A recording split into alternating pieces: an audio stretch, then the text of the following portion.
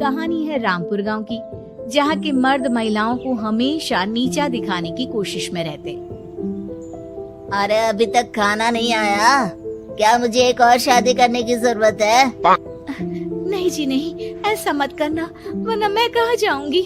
खाना लेकर मैं अभी आई जी। गांव की पंचायत में भी फैसले हमेशा औरतों के खिलाफ ही रहते। मैं जो फैसला सुनाता हूँ वो भगवान की आज्ञा होती है। इस लड़के ने अपने मन से शादी करके अच्छा नहीं किया। लड़के को घर भेज दो और इसकी शादी इसकी जाति की किसी लड़के से करवा दो, लेकिन ये लड़के, इसे तो गांव के बाहर निकाल दो। नहीं नहीं जमींदार साहब, ये क्या बोल रहे हैं? ऐसा नहीं हो सकता। मेरी बेटी मासूम है, इसे अच्छे बुरे की समझ नहीं है। अरे कहाँ जाएगी ये बेचारी?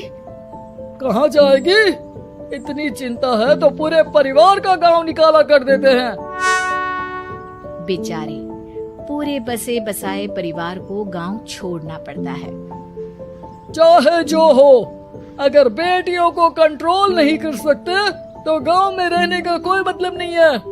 यहाँ औरतों को दब कर रहना होगा। कोई भी अपने हिसाब से कुछ नहीं कर सकता, सब ईश्वर की मर्जी से ही होगा। तभी गांव का एक आदमी दौड़ा दौड़ा आता है। सरपंच साहब, जमींदार साहब, वो कालिया है ना, उसकी बेटी पढ़ने के लिए शहर जा रही है। अच्छा, ये कब हो गया? और कालिया की हिम्मत कैसे हो गई ऐसा करने की? लेकर आओ उसे और उसकी बेटी को। बस फिर क्या था, हाजिर हो जाते हैं कालिया और उसकी बेटी सरपंच के सामने। और कालिया, ये क्या सुनने में आ रहा है? बेटी को इंजीनियर बना रहा है तू? और ये बता, गांव में तो स्कूल नहीं है, फिर कहां से इतनी क्लास पास कर गई तेरी बेटी? राधा, जो कि कालिया की बेटी है, उसे लगता है कि सरपंच उसकी तारीफ कर रहे हैं। सरपंच जी, मैंने ऑनलाइन पढ़ाई की है, डिस्टेंस लर्निंग से। सभी में मैंने अच्छे नंबर पाए हैं, जिसे देखते हुए शहर की इंजीनियरिंग कॉलेज में मुझे स्कॉलरशिप मिली है। वाह जी वाह, क्या होती है ये? पहले तो ये बताओ, फिर आगे की बात करते हैं। पूरा गांव राधा की बात सुन रहा था और राधा बोलती जा रही थी। तो ऐसे मैं फ्री में एक अच्छी शिक्षा लेकर गांव में जो कुछ परेशानियां हैं, जैसे बिजली, पानी और इंटरनेट जैसी समस्याओं के लिए काम करूंगी।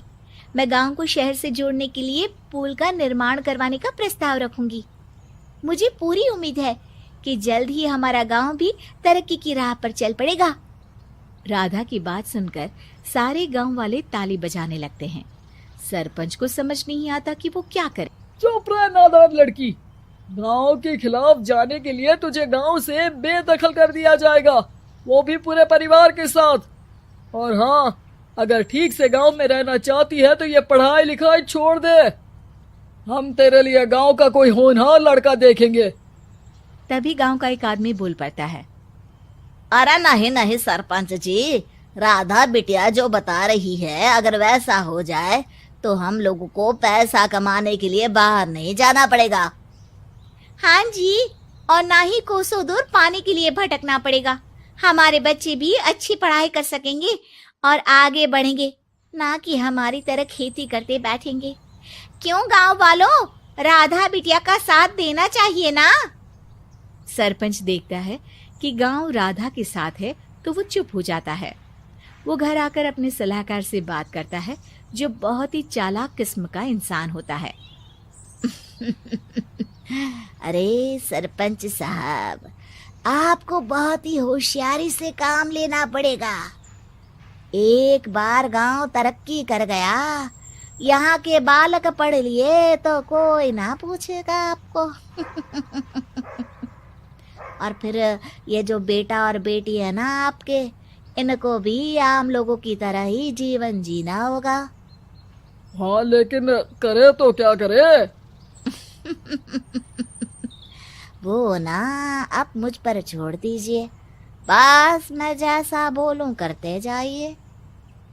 अगले रोज सुबह जब गांव वाले सोकर उठते हैं तो राधा के घर के बाहर और साथ ही वो लोग जिन्होंने राधा का सपोर्ट किया था, उनके घर के आगे लाल रंग से कल आऊंगी लिखा होता है। कल आऊंगी, यह क्या होता है?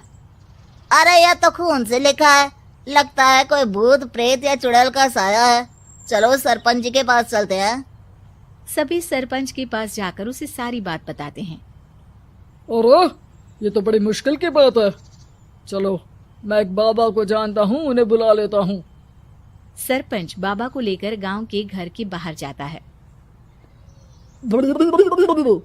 ओहो, तो ये वो चुड़ैल है जो उन लोगों को निशाना बनाते हैं जो गांव को बदलने का सपना देखते हैं। वो गांव को ऐसे ही संपन्न देखना चाहती है। वो नहीं चाहती कि कोई बाहरी यहाँ का कायाकल्प करे। क्या तुम लोगों में से किसी ने गांव को बदलने की सोच रखी है? तभी राधा की माँ रोते रोते आती है। मेरी राधा घर से गायब हो गई है। अरे कोई तो बचाओ, मेरी बच्ची कहाँ गई?